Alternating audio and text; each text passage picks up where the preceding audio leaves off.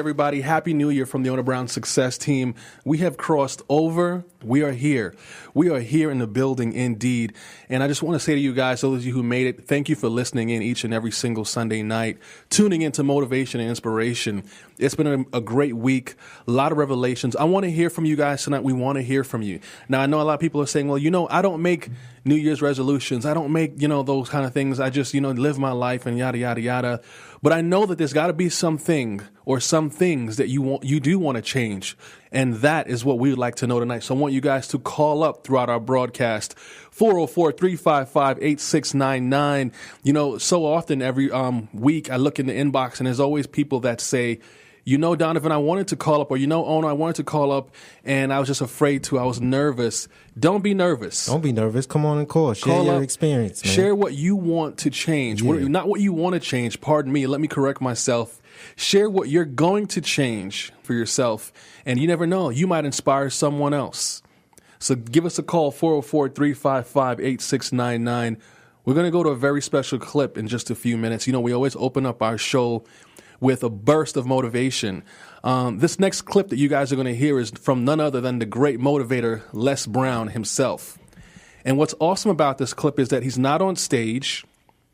He's not in some arena, but he's actually sitting down on a chair in a room, having a heart-to-heart conversation with someone. And it's just a very, very candid interview. But Les just kind of hits home, and he really gets down to the heart of the matter, onto why people change and don't change, and to why people have results and don't have results. And it's not Les Brown doing a speech. It's just him talking from the heart. And that's one of the reasons why this has become one of my favorite clips of him. And we're going to go to that clip in just a few seconds. Guys, if you're listening, grab a pen and pad, grab a tape recorder, take notes. I want you to hang on to every word. Here's the motivator, Les Brown. It's great to be back with you once again. As we begin to think about goals and dreams, Paul and I are going to cause you to look at and revisit a variety of things that we talk about. Why? Because faith comes by hearing and hearing and hearing, and different ways and different approaches and different strategies to get underneath the stuff that's been put on us by life. And I want you really right now, once again, to start thinking about your goals and about your dreams. And as you begin to envision them, one of the things that I think that's very important that we have to always go back to, as you look at your goals and dreams, and I want you to expand them, and it's very important to realize that I found that most people fail in life, not because they aim too high and miss. Most people fail in life because they did just like I did for so many years. They aimed too low and hit. They didn't believe in themselves. So I want you right now, as we begin to think about the lessons and all the things that you've experienced and all of the comments and stories and strategies and lessons that you've had, I think it's time to revisit and look at your goals and dreams, and let's raise the bar. I remember as a kid, we would be in the backyard and we would play jump, and somebody would get on one side of the stick, my sister and then my brother, we would run and we'd jump over it. And then they say, raise it up a little bit higher. We have to back up and we would run and we'd jump over it again. And then we say, raise it up a little higher. And the higher it got, we had to begin to change our approach and how we were going to get over the bar. And that's the same thing in life. And so right now, I want you to think about your goals and dreams as you begin to raise them a little higher. And I want you to say with me, it's possible. It's possible. The easiest thing that I do is speak and train people how to speak. Go into prisons and juvenile detention centers and to high schools and colleges. Speak before thousands of people. I can do that in my sleep. Let me share with you the most difficult thing I've ever done in my life. And it took me years to do. And that was to believe that it was possible. To believe that I can do it. Given my circumstances, born in an abandoned building on a floor, being adopted, being labeled educable mentally retarded, failing twice in school, no college training, never worked for a major corporation. To believe that I had something of value to say, that somebody would want to listen to me, to believe that somebody would pay me to talk to them. Have you ever thought about something you wanted to do and you talk yourself out of it? I remember going to see Zig Ziglar, who I consider the #1 motivational speaker on the planet, and Dr. Norman Vincent Peale when he was alive, and Robert Schuller. I used to see them, and I would be so pumped up and inspired after hearing Jim Rohn, who recently passed, one of the great motivational speakers of all time, and Charlie Tremendous Jones. And I would go to my car pumped up, saying, yes, yes, yes, I can. And then after a while, my mental conditioning would kick in. And it would say, Les Brown, you can't do that. You don't have a college education. Les Brown, you can't do that. You don't even know who your parents are. Les Brown, you can't do that. You failed twice in school. Come on. You ever thought about something you wanted to do and you talk yourself out of it? There's a proverb that says, if there's no enemy within, the enemy outside can do us no harm. That's why it's important that you make it a point every day to listen to Paul, to listen to me, to review these lessons, to get them deep, not only in the conscious mind, but the subconscious mind, and get them in your spirit. Well, how often should I do it? Do it until you are producing the results. That's how often you should do it. And you never stop, because once you stop, that's when those negative thoughts will come back. Once you stop, that's when you will begin to doubt yourself. Once you stop, I'm telling you what I know. Yes. Every day, it's a selling job on you. It's possible. I can do this. I can make this happen. No matter how bad it is or how bad it gets, I'm going to make it. It's possible. Yes, your dream is possible. Say that to yourself every day. Feed your mind with words that you write and words that you hear and words that you speak to yourself. Feed your faith, and your doubts will starve to death. Say to yourself, it's possible. It's possible. It's possible. Even when you have no evidence to point to, say to yourself, it's possible. There's nothing as powerful as a made-up mind.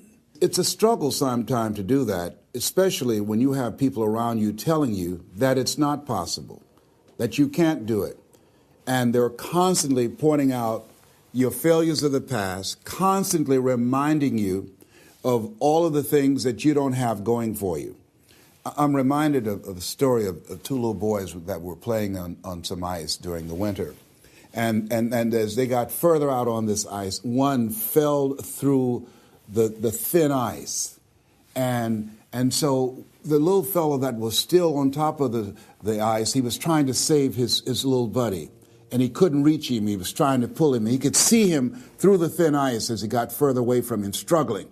And he couldn't reach him, and he's trying to break the ice, and he couldn't do it. And he looked around, and he saw a tree in the distance, and he ran, and he got up on the tree, and he pulled and broke down an enormous-sized branch and came back and savagely began to beat that ice and broke it. And miraculously, he saved his friend.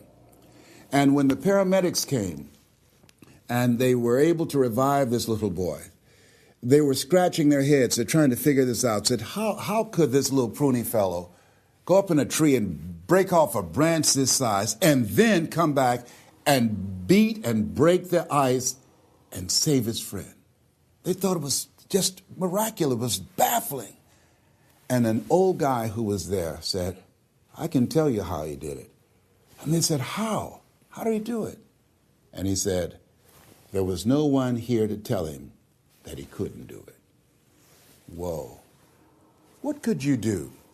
What could I do? What could all of us do if we did not have the naysayers in our lives? That we believe naively, like that little boy, that it was possible. What would you do if failure was not on the table? Do you realize that 87% of people allow the fear of failure to outweigh their desire to succeed because they've been convinced by the evidence, by being practical, by being logical, by being realistic. I did that. Leslie, yes. You're going to speak for corporations, yes. Leslie, do they have a college education? Yes. Do you? Wesley, you know that I don't have a college education. Leslie, are these people experienced? Yes. Are there people with PhDs and MBAs that they could choose rather than choose you? Yes. So You don't have a college education. You have no experience. You're talking about becoming a speaker, and they're going to reach over people with PhDs and MBAs and years of experience and choose you. Are you being realistic? Come on, Leslie. Come on, Leslie. You can't do this. My brother, he's a wonderful person. And he constantly reminded me that I couldn't do what I'm doing now. But that really wasn't the bad part. The real bad part was I convinced myself that I couldn't do it. Not only because of those things that he pointed out, being practical and realistic, but also that within myself, I didn't believe what Mike Williams, my mentor, said was possible for me. Have you ever had somebody who believed and saw something for you that you didn't see for yourself? And here's how I escaped that. I discovered that sometimes you have to believe in somebody's belief in you until your belief kicks in. So here's what I am believing for you. The goals that you right now have, the things that you have envisioned for yourself, this is a reflection, what you've done thus far and what you are engaged in doing. It's what's possible for you right now. But there's even more. You don't even know what's in the future. Eye has not seen, ear has not heard. If you believe in yourself. This is the thing that I want to say to our listeners. When you set an intention for something and you're holding the vision for it and you're believing for it and you are preparing for it and you're expecting it, then you just really have to be in that space of staying still within yourself. Mm-hmm. Because when it starts to come and flow your way, yes, oftentimes it can come with the type of momentum that can feel like maybe an avalanche. Right. And it can just come all kind of directions all at once. I mean, literally you getting back-to-back calls and back-to-back emails and back-to-back meetings. Right. And so staying centered within yourself in order to be able to handle all of it is no joke. I believe you. I get the calls. I got your back like a chiropractor. I know. And the cool thing is having people like Donovan who just stay so cool, because I'm telling him like, no, everything's flipping out. And he's like, oh, it's all good. No worry. No problem, man. No problem. No worries. Is that all? That's boom, it. Boom. That's a solution right there. Yeah. We got it. Hammer you out. You can't find your head. You've lost your head. We'll find it. We'll find it. Yeah, right. Well, we'll just make you new. We'll be back with more right after this. Right after this.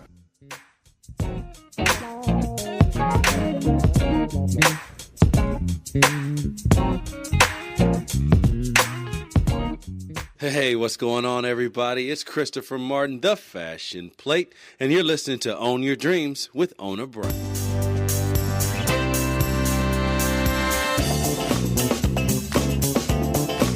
There. I was on Facebook the other day and I noticed that there was a conversation between two people about how much they love the show Own Your Dreams with Ona Brown.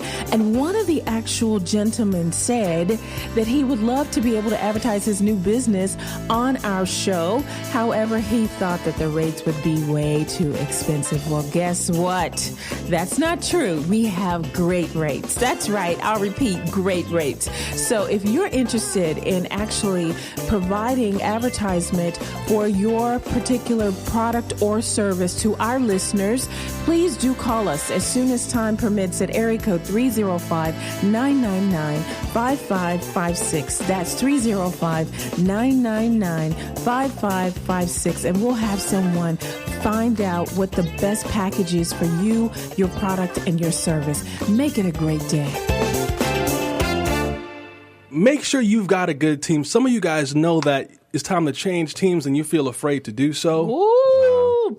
You feel afraid to change your team. Some of y'all been traded. I got traded a couple times this year. Listen, it's okay. If you've got to change the team, then change the team. If you got to change the players, change the players. But if you got to do that, because at the end of the day, you don't want to look back on regret and knowing that what kept you away from where you were supposed to be was the people that you had in your circle. You want to look back and know that you made the necessary adjustments. You see, because as the vision changes, sometimes the team is going to have to change too. Ooh, well, I'll come over there and hit you. You know what, Donovan? I got something, right? This is something that Chuck D said. It's a quote from Chuck D. He said, if you can't change the people around you, then change the people around you. That's what I'm talking about. Yeah. Get straight to it. Get straight to it. You can get everybody on board, then you got to get more people, just like what Donovan was saying. You know, you got to get that team up. You know, many people are doing that. Many professional teams are changing certain players. That's just how that's how it has to be. And it can come from, multiple reasons. One of two major reasons. Sometimes when a team starts out, the leader of the team, especially with our group with World Impact Now, you sit at the head of this organization, and sometimes you set a vision out for the team, and everyone's committed to that vision. And then sometimes you have people that are not committed to that vision, so you got to part ways with them. Yeah. But then sometimes the vision changes, and they were unable to change with the vision. Yes. And so sometimes you got to part ways to it. It's nothing bad. No one's evil. It's just that, hey, listen, we all need to get here. Right. And you no longer have a desire to get here. It's all love. I still embrace you in the supermarket, but we have to get here right now. Right. And that's all it really supermarket is. Embrace. While in the almond milk section, Yeah, I love come almond on now. milk. High Get that almond milk. Yeah. But that's what it's about, and it's about just, knowing when it's time to make those adjustments, make those switches, and just go forth with love. Still send love all day. Yes, definitely send love. And, one of my favorite authors, Miguel Ruiz, talks about the importance in that book, The Four Agreements, of take nothing personal. Right. And really, it's very difficult. It's a difficult concept to totally embrace, and it sounds really simple and it makes sense. But at the end of the day, it's no need for us to take anything personal, and it doesn't serve us to take anything personal. So, if someone has to move on, then they have to move on. If you got to trade teams, you got to trade teams. If you get traded, you get traded. Listen, I've been traded a couple of times. I've gotten traded. I'm doing trades right now. Okay? Sometimes I just been cut. from the team. They just cut. You know what? Like, you ain't going nowhere. You just cut. It's a part of life, though. It's a part of life, and how we process that, how we deal with that. There are certain times that we need to celebrate. Yes. I mean, oftentimes we are so excited when God opens doors, but I love it when they say that we need to celebrate sometimes and give thanks when doors are closed. Stop playing, because we don't know why that door was closed. Yes. But ultimately, we have to know that no weapon formed against me shall prosper. Right. And all things work together for the good of those who are called according to his purpose, I think. Yep. Goodness. That fits in there. That fits right in there. Absolutely. Set your intention, speak it. If thou shalt declare a thing, it shall be established unto you. So speak those words of power, knowing that life and death is in the tongue. In the tongue.